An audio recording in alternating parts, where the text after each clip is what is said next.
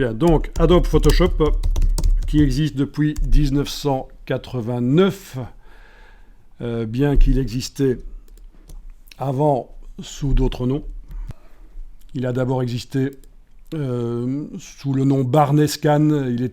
C'était un logiciel de retouche livré avec un scanner qui coûtait très cher à l'époque. Ça coûtait le prix d'une voiture dans les années 80.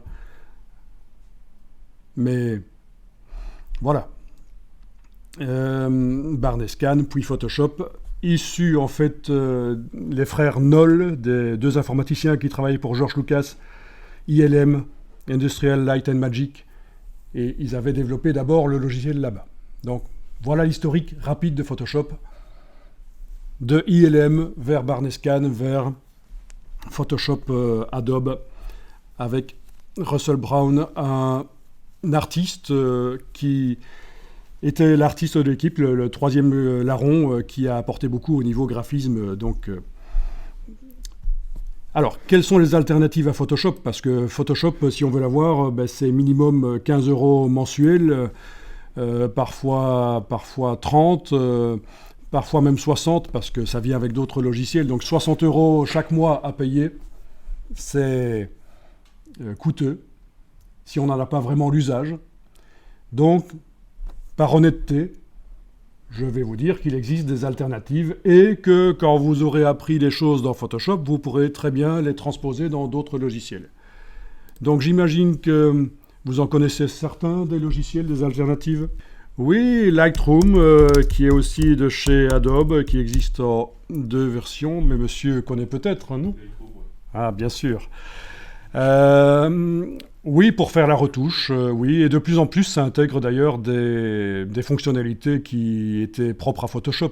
On va de plus en plus vers le photomontage, vous confirmez, avec du masquage notamment. Mais c'est plutôt pour le développement d'images RAW, donc les images qui contiennent quasiment tout ce que le capteur de l'appareil photo a pu voir au moment de la prise de vue, des images brutes, et on fait ce qu'on appelle le développement RAW, on fait ressortir donc les détails qui doivent, et les luminosités qui doivent apparaître dans la photo finale. Mais on ne peut pas dire que c'est vraiment la même chose que Photoshop. Mais on pourrait s'en contenter si c'est juste pour faire de la retouche couleur et de netteté sur les images. Quoi d'autre? Vous avez des idées d'autres logiciels qui sont un peu similaires à Photoshop?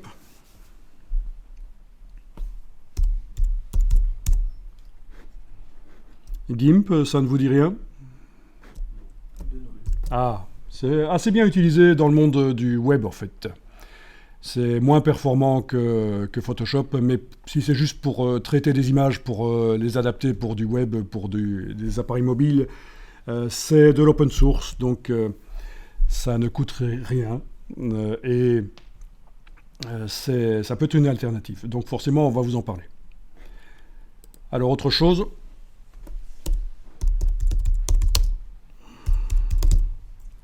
Affinity Photo, ça vous dit quelque chose? Non? Donc ça, ce sont des Indiens qui développent un logiciel et ils n'hésitent pas à vraiment, au niveau de l'interface et des fonctionnalités, à faire en sorte que leur logiciel ressemble assez bien à ce qu'on fait dans Photoshop.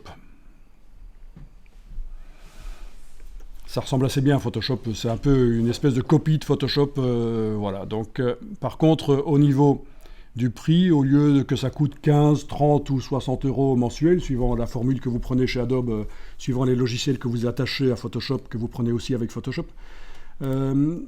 c'est pas mensuel, ça va être un achat perpétuel, comme on dit ça, une licence perpétuelle. Donc actuellement, ils sont à 85 €, ça... Apparemment, ça a quand même bien augmenté, mais ils font parfois des promotions où ça descend à 50 €. Donc, dites-vous bien que c'est pour le logiciel Affinity Photo, donc le concurrent, la copie de Photoshop en quelque sorte, fait par les Indiens et qui a quand même assez bien de succès au niveau mondial. Donc voilà, vous savez que ça existe. Ils font aussi des copies, entre guillemets, d'autres logiciels Adobe. Copie de Adobe Illustrator, copie de Adobe InDesign. Donc voilà, vous êtes au courant que ça existe. Excusez-moi, est-ce que c'est Photoshop ou bien Alors, on sent quand même qu'ils sont en dessous? toutes les fonctionnalités qui sont dans Photoshop n'y sont pas, parce que Photoshop, c'est quand même quelque chose qui a évolué depuis longtemps. Il y a quand même des millions de lignes de code, c'est plein de fonctionnalités. C'est Adobe, quoi. C'est devenu quand même un monstre au niveau logiciel, donc tout n'y est pas encore. Mais le plus gros problème, c'est pas là. C'est quand on veut s'intégrer en tant que professionnel de l'image sur le monde dans le monde de l'emploi. C'est encore Photoshop, Adobe qui est demandé au niveau... Voilà. Bon. Et il en existe différents autres. On parle souvent de Canva.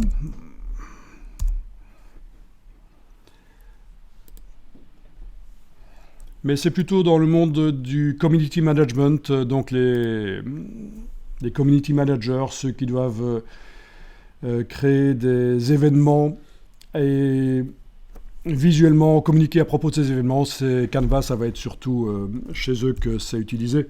C'est fort décrié par les vrais graphistes, les vrais créatifs de l'image, parce que ça utilise beaucoup des templates. Voilà. Donc, au niveau créativité, c'est un peu limité de ce point de vue-là, parce que, mais par contre, c'est facile. On a très vite des choses faciles, parce qu'il y a déjà des modèles qui sont mis en place. Bon, les modèles, ça existe aussi chez Adobe, mais c'est moins le core business, c'est moins là que ça va se passer. Et je vais terminer, parce que, à moins que vous m'en sortiez un nouveau, je vais terminer par ceci, Corel Painter. Corel, donc, des Canadiens, s'ils sont toujours Canadiens, pas certains, ils sont peut-être américains maintenant, qui vendent un logiciel qui est monstrueux, qui...